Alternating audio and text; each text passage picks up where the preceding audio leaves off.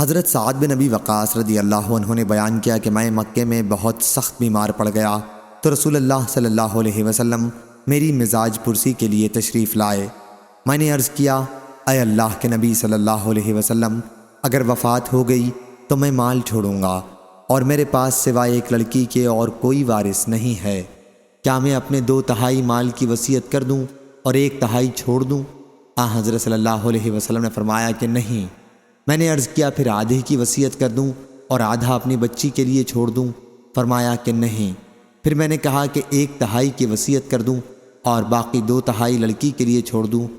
حضرت صلی اللہ علیہ وسلم نے فرمایا کہ 1/3 کر دو اور 1/3 بھی بہت ہے۔ پھر حضرت صلی اللہ علیہ وسلم نے اپنا ہاتھ ان کی پیشانی پر رکھا۔ حضرت سعد رضی اللہ عنہ نے بیان کیا اور میرے چہرے اور پیٹ پر آپ نے اپنا مبارک ہاتھ پھیرا، پھر فرمایا، اے اللہ، سعد کو شفا عطا فرما اور اس کی ہجرت کو مکمل کر۔ حضور اکرم صلی اللہ علیہ وسلم کے دست مبارک کی ٹھنڈک اپنے جگر کے حصے پر میں اب تک پا رہا ہوں۔ صحیح بخاری، حدیث نمبر 5659۔